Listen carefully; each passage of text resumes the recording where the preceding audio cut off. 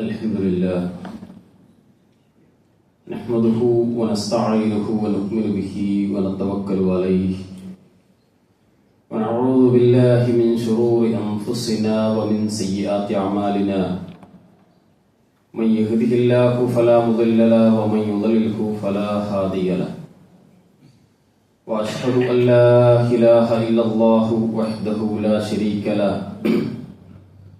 وأشهد أن محمدا عبده ورسوله أرسله بالهدى ودين الحق ليظهره على الدين كله ولو كره المشركون اللهم صل على محمد وعلى آل محمد كما صليت على إبراهيم وعلى آل إبراهيم إنك حميد مجيد اللهم بارك على محمد وعلى آل محمد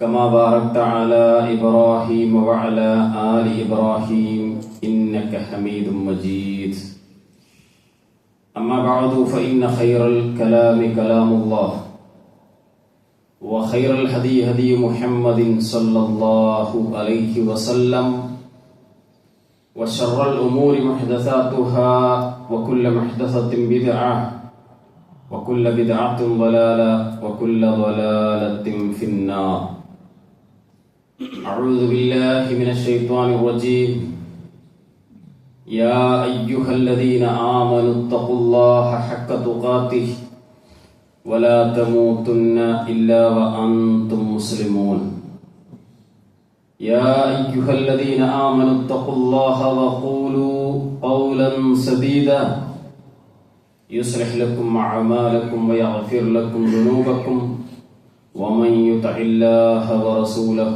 فقد فاز فوزا عظيما رب اشرح لي صدري ويسر لي أمري واحلل عقدة من لساني يفقهوا قولي സഹോദരന്മാരെ, സഹോദരികളെ, വിശ്വാസികളെ, അല്ലാഹു സുബ്ഹാനഹു വ തആലയുടെ വിധിവിലക്കുകൾ ജീവിതത്തിൽ പകർത്തി തഖ്വയിൽ അധിഷ്ഠിതമായ ഒരു ജീവിതം നയിക്കാൻ ശ്രമിക്കണേ എന്ന് ഉണർത്തുകയാണ്. തഖ്വ കൊണ്ട് വസിയത്ത് ചെയ്യുകയാണ്. അല്ലാഹു സുബ്ഹാനഹു വ തആല നമ്മെ എല്ലാം അനുഗ്രഹിക്കുമാറാവട്ടെ. വിശ്വാസികൾ അവരുടെ ജീവിതത്തിൽ ഒഴിച്ചുകൂടാൻ പറ്റാത്ത ഒരു കാര്യമാണ് റബ്ബിനോട് നിരന്തരം ദുആ ചെയ്തുകൊണ്ടിരിക്കുക എന്നുള്ളത്, പ്രാർത്ഥിച്ചു കൊണ്ടിരിക്കുക എന്നുള്ളത്. പ്രാർത്ഥന ഒരു മനുഷ്യൻ എന്ന നിലക്ക് തന്നെ അവൻ ആത്മവിശ്വാസവും സമാധാനവും ഒക്കെ ഉണ്ടാക്കുന്ന വലിയൊരു ആയുധമാണ്. ഒരു മുഅ്മിനിനെ സംബന്ധിച്ചിടത്തോളം, പ്രത്യേകിച്ച് അള്ളാഹുവിനെ ശരിക്കും മനസ്സിലാക്കിയ മുവഹിദിനെ സംബന്ധിച്ചിടത്തോളം അവന്റെ ജീവിതത്തിൽ വലിയ എനർജി കിട്ടുന്ന ഒരു കാര്യമാണ് പ്രാർത്ഥന എന്നുള്ളത്. പക്ഷെ പലപ്പോഴും പല കാരണങ്ങൾ കൊണ്ടും മനസ്സ് തുറന്ന് റബ്ബിനോട് പ്രാർത്ഥിക്കാൻ സമയം കിട്ടാത്ത അവസ്ഥയാണ് മഹാഭൂരിപക്ഷം ആളുകൾക്കും ഉള്ളത്. പ്രശ്നങ്ങളെ കുറിച്ച് നമ്മൾ പറയാറുണ്ട്, വേവലാതികളെ കുറിച്ച്, പ്രശ്നങ്ങളെ കുറിച്ച്, പ്രയാസങ്ങളെ കുറിച്ച്, ഇല്ലായ്മകളെ കുറിച്ചൊക്കെ പറയാറുണ്ട്. യഥാർത്ഥത്തിൽ അതിന്റെയൊക്കെ പരിഹാരങ്ങളിൽ മുന്നിൽ നിൽക്കുന്ന ഒരു കാര്യം, ആ പരിഹാരം ആ വിഷയത്തെ കൃത്യമായി അഡ്രസ് ചെയ്യാൻ കഴിയുന്ന റബ്ബിനോട് അത് തുറന്നു പറയുക എന്നുള്ളത്. ഈ സന്ദർഭത്തിൽ ഇബ്രാഹിം നബി അലൈഹി സ്വലാത്തു വസ്സലാം അള്ളാഹുവോട് നടത്തിയിട്ടുള്ള ധാരാളം പ്രാർത്ഥനകൾ വിശുദ്ധ ഖുർആനിൽ കാണാം. അതിൽ ചിലതാണ് ഉണർത്താൻ ഉദ്ദേശിക്കുന്നത്. ഇബ്രാഹിം നബി അലൈഹി സ്വലാത്തു വസ്സലാമിയുടെ പ്രാർത്ഥനകളിൽ പണ്ഡിതന്മാർ ഏറ്റവും പ്രാധാന്യത്തോടുകൂടി മുൻഗണന കൊടുക്കുന്ന ഒരു പ്രാർത്ഥന, وَإِذْ قَالَ إِبْرَاهِيمُ رَبِّ اجْعَلْ هَذَا الْبَلَدَ آمِنًا وَاجْنُبْنِي وَبَنِيَّ أَن نَعْبُدَ الْأَصْنَامَ. രണ്ടു കാര്യങ്ങളാണ് ഇവിടെ പറയുന്നത്. ഇബ്രാഹിം നബി അലൈഹി സ്വലാത്തു വസ്സലാം റബ്ബിനോട് പ്രാർത്ഥിച്ചത് നിങ്ങൾ ഓർക്കണം. എന്താ അദ്ദേഹം പറയുന്നത്? റബ്ബി ജഅൽ ഹാദൽ ബലദ ആമിന.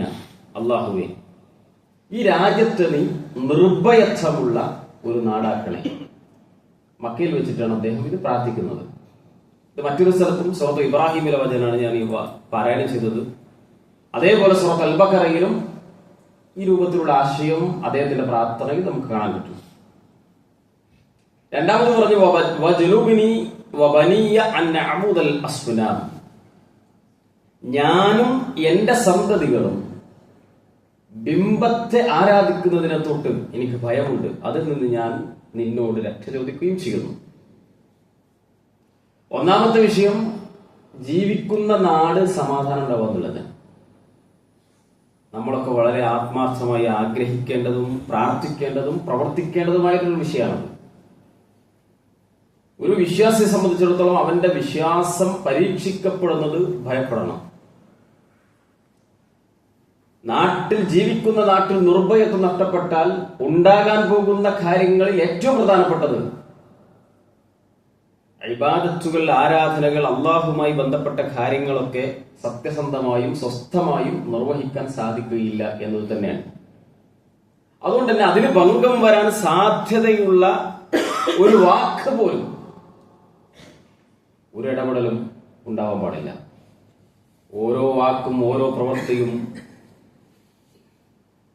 ചെയ്യുന്നതിന് മുമ്പ് നന്നായിട്ട് ആലോചിക്കണം. ഇതുമായി ബന്ധപ്പെട്ട് താൽക്കാലികമായി എന്തെങ്കിലും ലാഭം കിട്ടുന്നതിനപ്പുറത്ത് വരാൻ പോകുന്ന പ്രയാസങ്ങൾ, അതിനുമപ്പുറത്ത് ആത്മാർത്ഥമായി പ്രാർത്ഥിക്കേണ്ടതുമാണ്. ഈ നാട്, ജീവിക്കുന്ന നാട് നിർഭയത്വത്തിൽ കഴിയണേ, അതിന് നീ എന്നും അവസരം നൽകണേ എന്നുള്ളത്. അള്ളാഹു നമ്മുടെ രാജ്യത്തെ അനുഗ്രഹിക്കുമാറാവണം. രണ്ടാമത് പറഞ്ഞത് വജുനുബിനി വബനിയ അൻ നഅബുദൽ അസ്നാം, ബിംബ ആരാധനയെ തൊട്ട് എന്റെയും എന്റെ മക്കളെയും നീ കാത്തുകൊള്ളണേ എന്നത്.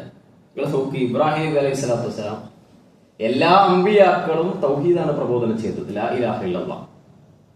എന്നാൽ തൗഹീദിന്റെ പ്രവാചകൻ ആര് എന്ന് ചോദിച്ചാൽ അതിന്റെ ഉത്തരം മഹാനായ അബുൽ അംബിയ ഖലീലുല്ലാഹി ഇബ്രാഹിം അലൈഹി സ്വലാത്തു വസ്സലാം തന്നെ.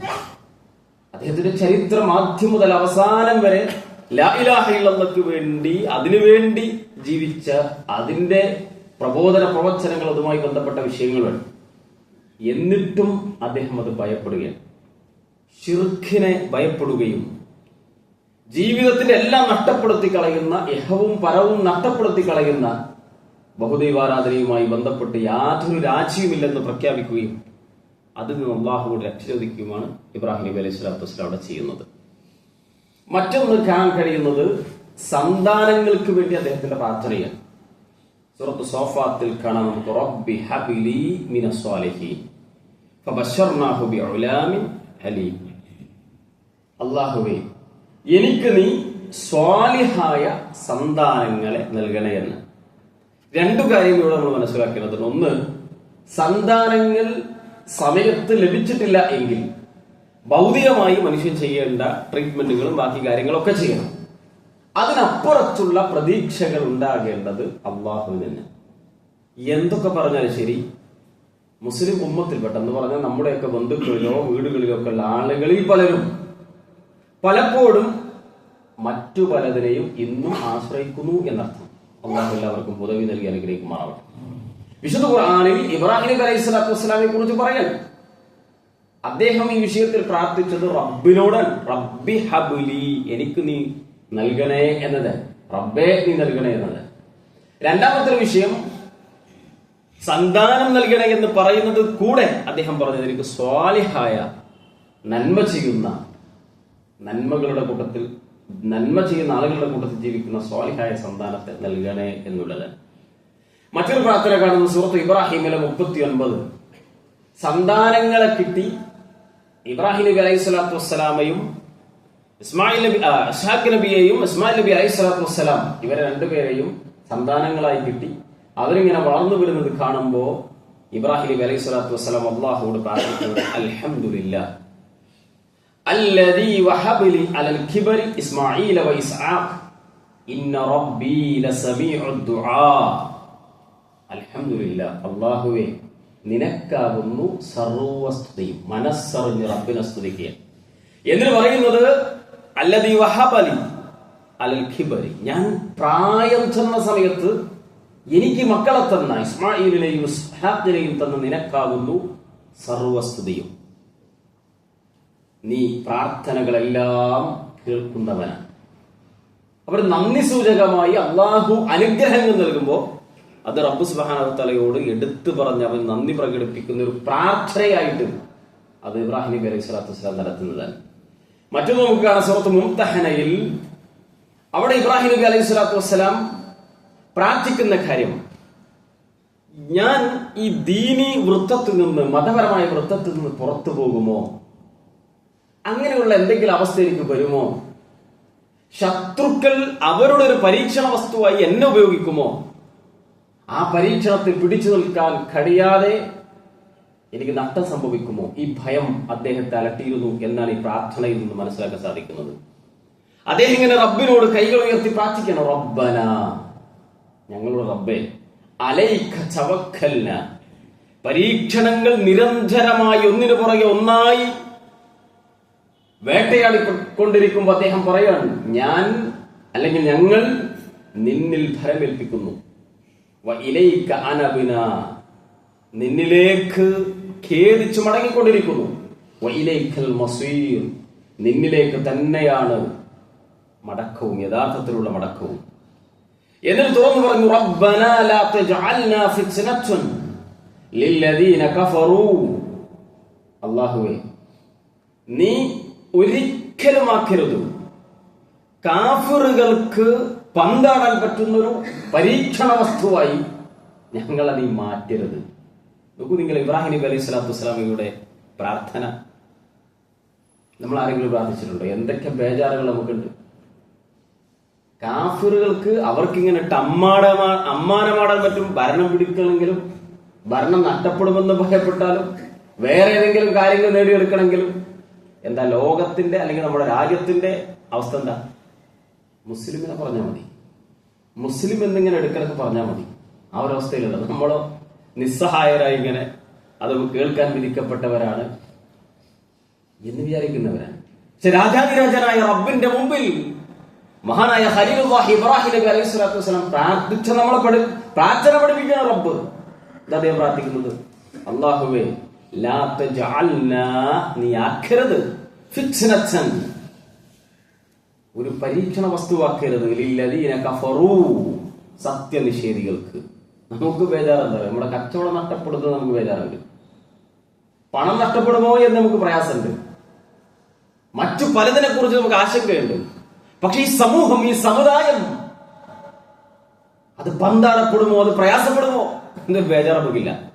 ഉണ്ടെങ്കിൽ തന്നെ ആരെങ്കിലും അത് പ്രകടിപ്പിക്കുന്നുവെങ്കിൽ തന്നെ അവർക്ക് എന്തെങ്കിലും രാഷ്ട്രീയ ലാഭമോ താൽക്കാലിക ലാഭമോ അങ്ങനെ ഉപയോഗിക്കാൻ വേണ്ടി ആളുകൾക്ക് മുമ്പിൽ പറയുന്നതിനപ്പുറത്ത് ആത്മാർത്ഥമായിട്ട് ചിന്തിച്ചു നോക്ക്. ഓരോ മുസ്ലിമായ മനുഷ്യനും ചെയ്യാൻ പറ്റുന്ന വലിയ ആയുധം സട്ടാവിന്റെ മുമ്പിൽ, അല്ലാഹുവേ, ഞങ്ങളെ നീ നിന്ദരാക്കരുത്, ശത്രുക്കൾക്ക് പന്താടാൻ പറ്റുന്ന ഒരു ഉപയോഗ വസ്തുവാക്കി ഞങ്ങളെ നൽകരുത്. വഗ്ഫിർ ലനാ, തുടർന്ന് പറയുന്നത്, അല്ലാഹുവേ, ഞങ്ങൾക്ക് നീ പുറത്തരണം. പണ്ഡിതന്മാർ ഇതിന് വിശദീകരിച്ച കാര്യം എന്തറിയും? നിങ്ങളെ ഏതെങ്കിലും സമയത്ത് മറ്റു മനുഷ്യർ അതിജയിക്കുന്നു എന്ന് നിങ്ങൾക്ക് തോന്നുന്നുവെങ്കിൽ അതിന്റെ കാരണങ്ങളിൽ മുഖ്യ കാരണം നിങ്ങൾ ചെയ്യുന്ന പ്രവർത്തനങ്ങളാണ്, നിങ്ങളുടെ പാപങ്ങളാണ്. അതുകൊണ്ട് റബ്ബിലേക്ക് ഖേദിച്ചു മടങ്ങുക എന്നതാണ് അതിന്റെ പരിഹാരം. അതുകൊണ്ട് വഗ്ഫിർ ലനാ, ഏതെങ്കിലും തെറ്റുകാരണമാണ് ഇങ്ങനെ സംഭവിക്കുന്നതെങ്കിൽ ഞങ്ങൾക്ക് പുറത്തിരണേ. റബ്ബനാ ഇന്നക അൻതൽ അസീസുൽ ഹകീം, അല്ലാഹുവേ, നീ മാത്രമാണ് ഹസീസും ഹകീമും. അസീസ് എന്നതുകൊണ്ട് ഉദ്ദേശിക്കുന്നത് എല്ലാറ്റിനെയും അതിജയിക്കുന്നവൻ, എല്ലാറ്റിനെയും അതിജയിക്കുന്നവൻ, അത് നീ മാത്രമാണ്. ഹക്കീം എന്നതുകൊണ്ട് ഉദ്ദേശിക്കുന്നത് ഹിക്മത്തുള്ളവൻ. എന്തെങ്കിലും ഞങ്ങൾക്ക് വരുന്നുവെങ്കിൽ അതിലും നിന്റെ വലിയ ഹിക്മത്തുൻ ബാലിഗ അതുണ്ട്. അതുകൊണ്ട് നിനക്കാണറിയാം. ഇബ്രാഹിം നബി അലൈഹി സ്വലാത്തു വസ്സലാം ഒറ്റയാനായി ജീവിക്കുന്ന സന്ദർഭത്തിൽ നാട്ടിൽ നിന്ന് മുഴുവൻ പ്രയാസങ്ങൾ അനുഭവപ്പെടും. അദ്ദേഹം പറയാം, നിനക്കറിയാം റബ്ബേ, എന്തിനാണ് അത് ചെയ്യുന്നത്? നീയാണ് എല്ലാറ്റിനെയും അതിജയിക്കുന്നവൻ എന്ന് ഇബ്രാഹിം നബി അലൈഹി സ്വലാത്തു വസ്സലാം പ്രാർത്ഥിക്കുന്നത് കാണാം. മറ്റൊരു പ്രാർത്ഥന, ഇബ്രാഹിം നബി അലൈഹി സ്വലാത്തു വസ്സലാം മക്കയിൽ കൊണ്ടുപോയി തന്റെ പ്രിയപ്പെട്ട കുഞ്ഞിനെയും ഭാര്യയെയും ഉപേക്ഷിച്ച് അവിടെ നിന്ന് മടങ്ങുന്ന സന്ദർഭം പലപ്പോഴായി നമ്മൾ കേട്ടിട്ടുള്ളതാണ്. അവിടെ അദ്ദേഹം പ്രാർത്ഥിക്കുന്നത്, റബ്ബനാ ഇന്നി അസ്കൻതു മിൻ ദുർരിയതി ബിവാദി ഗൈരി ദി ദർഇൻ ഇൻദ ബൈതിക്കൽ മുഹറം. ഒറ്റപ്പെടുകയാണ് അവിടെ, ഒറ്റയാവാണ്. മനുഷ്യൻ പലപ്പോഴും ഞാൻ ഒറ്റക്കാണോ തോന്നുന്ന സന്ദർഭങ്ങളുണ്ട്. ഇനിയിപ്പോ ആരും ഇവിടെ ഏൽപ്പിക്കാനില്ല, ആരും എന്റെ കൂടല്ല, അല്ലെ? ദീനിന്റെ വിഷയത്തിൽ അങ്ങനെ ഉണ്ടാവും. മതപരമായ കാര്യങ്ങൾ ചിലപ്പോൾ തോന്നും വീട്ടിലൊറ്റപ്പെടും, നാട്ടിലൊറ്റപ്പെടും. ഇബ്രാഹിം നബി അലൈഹി സ്വലാത്തു വസ്സലാമിന്റെ ജീവിതത്തിൽ ധാരാളം പാലായനങ്ങളും ഒറ്റപ്പെടലുകളും ധാരാളം ഉണ്ടായിട്ടുണ്ട്. റസൂലുള്ളാഹി സ്വല്ലല്ലാഹു അലൈഹി വസല്ലം പറഞ്ഞില്ലേ, ഈ മതത്തിൽ ആളുകൾക്ക് അപരിചിതത്വം ഉണ്ടാകും. ഈ മതത്തിന്റെ ആളുകൾക്ക് അപരിചിതത്വം ഉണ്ടാകും. ആളുകൾക്കൊന്നും ഇതൊക്കെ ഇപ്പൊ മത എന്ന് തോന്നുന്ന അവസ്ഥ ഉണ്ടാകും. മതപരമായ ഒരു വിഷയം പറഞ്ഞാൽ ആളുകൾക്ക് അത് ഉൾക്കൊള്ളാൻ പറ്റാത്ത അവസ്ഥയുണ്ടാകും. റസൂൽ സല്ലല്ലാഹു അലൈഹി വസല്ലം പറയും. എന്നിട്ട് പ്രവാചകൻ പറഞ്ഞു, തൂബ അൽ ഉറബ, അന്ന് ആ അപരിചിതത്വം തോന്നുന്ന മനുഷ്യരെ നിങ്ങൾക്ക് മംഗളം. യഥാർത്ഥ മതം പറഞ്ഞതിന്റെ പേരിൽ നിങ്ങൾ എന്തോ ഒരു അപരിഷ്കൃത ജീവികളും ഇവരൊന്നും നാട്ടിൽ കൊള്ളാത്തവരും അതൊന്നും സമൂഹത്തിന്റെ കൂടെ നടക്കാത്തവരും എന്നൊക്കെ ആളുകൾക്ക് തോന്നുന്നെങ്കിൽ, അത് പിടിച്ചു നിൽക്കുന്നുവെങ്കിൽ നിങ്ങൾക്ക് തൂബാലിൽ ഉറബ. ഞാൻ സൂചിപ്പിച്ചത് ഒറ്റപ്പെടുന്ന ഒരവസ്ഥയിലും ഒറ്റക്കാകുന്ന അവസ്ഥയിലും ദീനനുസരിച്ച് ജീവിക്കാനുള്ള തൗഫീക്ക് നൽകണേ എന്ന പ്രാർത്ഥന. ആർക്ക് വേണ്ടിയാണ് പ്രാർത്ഥിക്കുന്നത്? മകനെയും ഭാര്യയും കൊണ്ടുപോയാക്കൽ. അവിടെ ആരുമില്ല, മനുഷ്യരുമില്ല, മറ്റു മൃഗങ്ങളുമില്ല, വെള്ളമല്ല, ഒന്നുമില്ല. അവിടെ നിന്ന് മടങ്ങുമ്പോൾ പറയുന്നത്, റബ്ബന ഇന്നി അസ്കൻതു, റബ്ബേ ഞാൻ താമസിപ്പിച്ചിട്ടുണ്ട് മിൻ ദുർരിയതി, എന്റെ സന്തതികളെ, ബിവാദിൻ ഗൈറ ദീ ദർഇൻ, ഇവിടെ ഈ തായ്വരയിൽ അവിടെ കൃഷിയോ മറ്റു കാര്യങ്ങളൊന്നുമില്ല, ഇൻദ ബൈതിക്കൽ മുഹറം, നിന്റെ പരിശുദ്ധമായ ഭവനത്തിന്റെ അരികിൽ. ഇതിന്റെ അടുത്ത വാചകം റബ്ബന ലിയുഖീമുസ് സ്വലാ, എന്തിനാണ് ഇങ്ങനെയൊക്കെ ചെയ്യുന്നത്? അവർ നമസ്കാരം നിലനിർത്തുന്നതിന് വേണ്ടി. അള്ളാഹുവിന്റെ കൽപ്പന ഞാൻ ഈ ചെയ്തത് അവർ ദീനനുസരിച്ച് മതമനുസരിച്ച് ജീവിക്കുന്നതിന് വേണ്ടിയാണ്. അതുകൊണ്ട് ഫജഅൽ, നീ ആക്കണേ റബ്ബേ, അഫ്ഇദതൻ മിനന്നാസ് തഖ്വീ ഇലൈഹിം, ഇത് നമ്മൾ ആഗ്രഹിക്കുന്ന ഒരു കാര്യമാണ്. ജനങ്ങളുടെ ശ്രദ്ധ അവരിൽ ഉണ്ടാവണം. എന്താണ് അപ്പൊ അതിന്റെ അർത്ഥം? നമ്മൾ പറഞ്ഞത് ആളുകൾ കേൾക്കണം, നമ്മളെ ശ്രദ്ധിക്കണം, നമ്മളിലേക്ക് വരണം, നമ്മളൊക്കെ ആഗ്രഹിക്കണം. ഒരു മനുഷ്യനും മതവിശ്വാസിയായ ഒരാൾ വിചാരിക്കരുത് വേണമെങ്കിൽ വരട്ടെ, അല്ലെങ്കിൽ ഒരു പോണ വയ്ക്കോട്ടെ, അങ്ങനെയൊന്നുമില്ല. ആളുകളൊക്കെ നമ്മളിലേക്ക് വരണം, നമ്മളിലേക്ക് ശ്രദ്ധിക്കണം, നമ്മൾ പറയുന്നത് കാതോർക്കണം. ഇത് ദീനാണ്. ഇബ്രാഹിം നബി അലൈഹി സ്വലാത്തു വസ്സലാം പറയുന്നത്, ജനങ്ങളെ അവരിലേക്ക് ശ്രദ്ധിക്കുന്ന, അവരിലേക്ക് തിരിക്കുന്ന ഒരവസ്ഥ നീ ഉണ്ടാക്കണേ റബ്ബേ. എന്നിട്ടോ തുടർന്ന് വീണ്ടും പറഞ്ഞു, അവർക്ക് നീ ഫലവർഗങ്ങൾ റിസ്ഖായി നൽകണം, അവർ നന്ദിയുള്ളവരായേക്കാം. ധാരാളം ഗുണപാഠങ്ങളുള്ള ഇബ്രാഹിം നബി അലൈഹി സ്വലാത്തു വസ്സലാമയുടെ ആ സന്ദർഭത്തിന് യോജിച്ച ഒരു ദുആ. അതേപോലെ തന്നെ ഇബ്രാഹിം നബി അലൈഹി സ്വലാത്തു വസ്സലാമയുടെ പ്രാർത്ഥനകളിൽ മറ്റൊന്നാണ് വൈദ് യർഫഉ ഇബ്രാഹിമുൽ ഖവാഇദ മിനൽ ബൈത്ത്, അള്ളാഹുവിന്റെ ഭവനം കെട്ടിയുയർത്തി, കാബാലയം ചരിത്രം നമുക്കറിയാം. അതിനുശേഷം അതിനുടനെ ഇബ്രാഹിം നബി അലൈഹി സ്വലാത്തു വസ്സലാമയും മകൻ ഇസ്മായിൽ അലൈഹി സ്വലാത്തു വസ്സലാമയും പ്രാർത്ഥിക്കുകയാണ്, റബ്ബനാ തഖബ്ബൽ മിന്നാ ഇന്നക അൻത സമീഉൽ അലീം, അല്ലാഹുവേ നീ ഞങ്ങളിൽ നിന്ന് സ്വീകരിക്കണം, നീ എല്ലാം കേൾക്കുന്നവനും അറിയുന്നവനുമാണ്. സുഹൃത്തുക്കളെ, വളരെ ആത്മാർത്ഥമായി ബലിയെടുത്ത കുറെ ആളുകളുണ്ട്, അതിൽ പങ്കാളികളായവരൊക്കെ.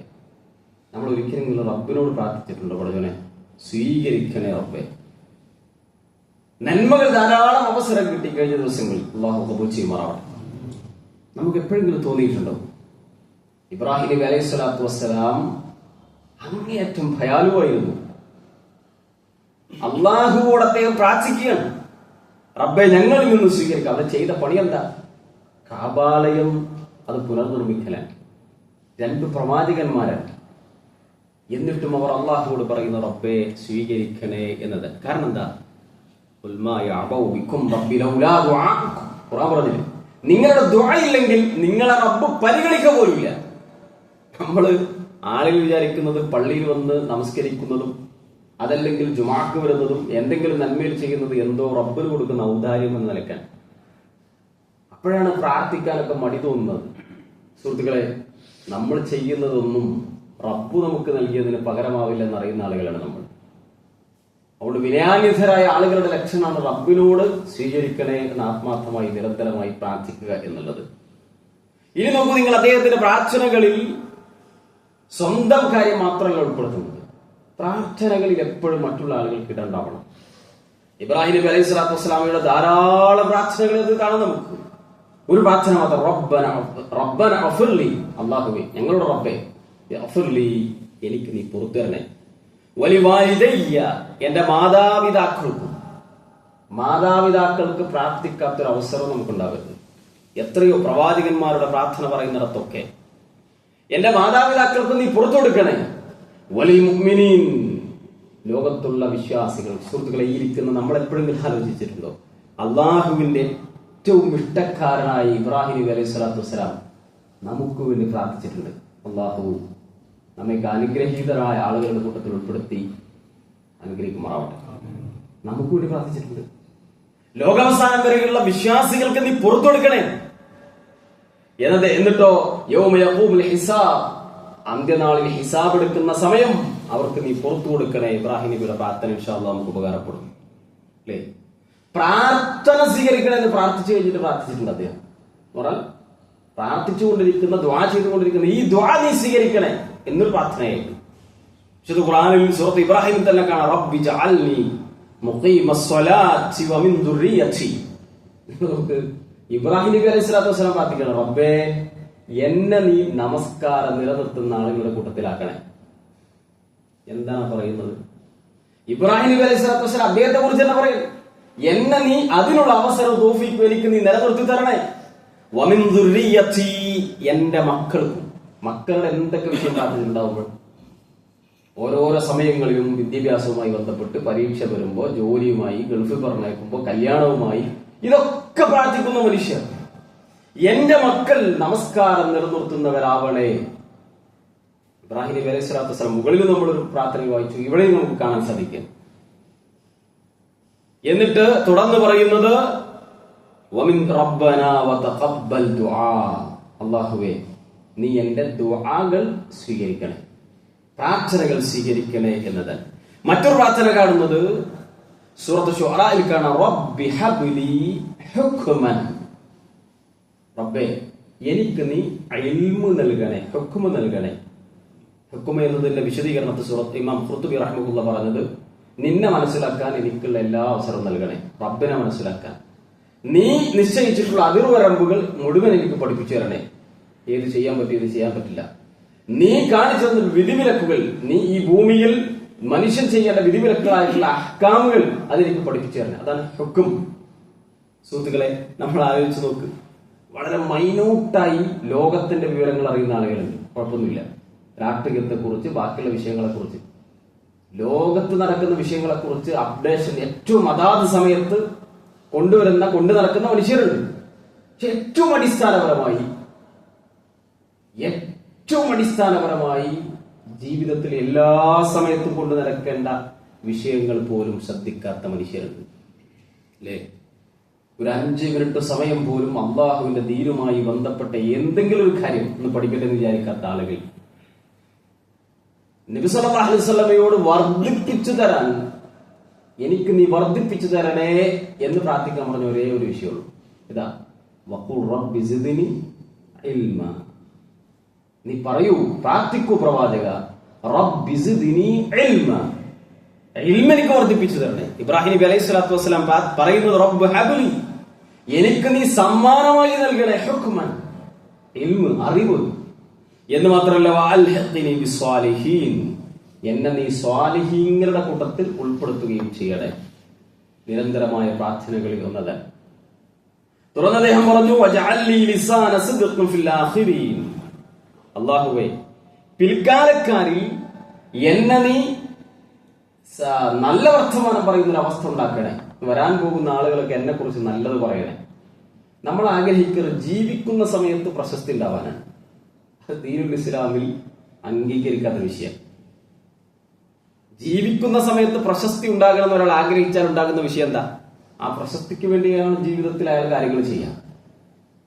എന്നാൽ മരണത്തോടുകൂടി എന്റെ പ്രശസ്തി നിലനിൽക്കണം, എന്റെ ആധാരങ്ങൾ ഇവിടെ ഉണ്ടാവണം എന്ന് ഉറച്ചു വിശ്വസിക്കുകയും അതിന് പ്രവർത്തിക്കുകയും ചെയ്യേണ്ടവരാണ് നമ്മൾ ഓരോരുത്തർ. ഇബ്രാഹിം നബി അലൈഹി സ്വലാത്തു വസ്സലാം പറഞ്ഞു, പിൽക്കാലക്കാരിൽ അവരുടെ നാവുകളിൽ എന്നെ കുറിച്ച് നല്ലത് പറയാം. നിങ്ങളൊന്ന് ആലോചിച്ച് നോക്കി. ഇബ്രാഹിം നബി അലൈഹി സ്വലാത്തു വസ്സലാം ലോകത്തറിയപ്പെടുന്ന സെമിറ്റിക് മതങ്ങളൊക്കെ പറയും ഞങ്ങളുടെ ആശയം ഇബ്രാഹിമിന്റെ ആശയമാണ്. എല്ലാരും പറയുന്നത് വിശുദ്ധ ഖുർആൻ അത് തിരുത്തി, മാ കാന ഇബ്രാഹിമ യഹൂദിയം വല നസ്രാനിയ വമാ കാന മിനൽ മുശ്രിക്കീൻ. അദ്ദേഹം നസ്രാനി, യഹൂദി, മുശ്രിക്കൊന്നല്ലാതെ പറയാൻ കാരണം എന്താ അറിയോ?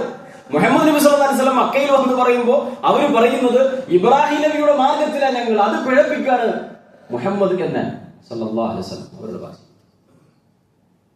എന്നും നിരന്തരം ലോകത്തൊരു സമയം പോലും ഇബ്രാഹിം നബി അലൈഹി സ്വലാത്തു വസ്സലാമിന്റെ പേര് പറയാത്തുണ്ടാവില്ല, ഒരു സമയം പോലും. അതെന്താ? നമസ്കാരം നടക്കാത്ത സമയം ലോകത്തില്ല. ലോകത്തിന്റെ ഒരു റൊട്ടേഷൻ അങ്ങനെ, നമസ്കാരം നടക്കാത്തൊരു സമയം ലോകത്തുണ്ടാവില്ല. ആ നമസ്കാരത്തിൽ നിരന്തരമായി ഇബ്രാഹിം സ്വലാത്തുണ്ട്, ഇബ്രാഹിം നബിയുടെ പേര് പറയുന്നുണ്ട്. നമ്മൾ എന്താ ഉണ്ടാക്കിയിട്ടുള്ളത് സുഹൃത്തുക്കളെ? നമുക്ക് ശേഷം അള്ളാഹുവിനെ മനസ്സിലാക്കാൻ തൗഫീഖ് കിട്ടിയിട്ട് ഒരു വീട്ടിലെങ്കിലും, അവനവന്റെ വീട്ടിലെങ്കിലും, അല്ലെങ്കിൽ അടുത്ത തല മക്കളുടെ മക്കൾ, ആ ഒരു ലെവലിലെങ്കിലും, അല്ലെങ്കിൽ നമ്മുടെ നാട്ടിലെങ്കിലും അത് ഇന്ന ആള് ഈ കാര്യങ്ങളൊക്കെ ചെയ്തത് കൊണ്ട് ഓർമ്മിക്കപ്പെടുന്ന ഒരു നന്മ, നമ്മുടെ പേര് പറയുന്ന ഒരു നന്മ, അത് സ്ഥാപനങ്ങളായിട്ട്, മസ്ജിദുകളായിട്ട്, ബാക്കി കാര്യങ്ങളായിട്ട്, നാട്ടിൽ നടക്കുന്ന നന്മകളുടെ കാര്യങ്ങൾക്കായിട്ട് ഉണ്ടാവണം. അള്ളാഹു അനുഗ്രഹിക്കുമാറാവട്ടെ. أقول قولي هذا أستغفر الله لي ولكم واستغفروه إنه هو التواب الرحيم.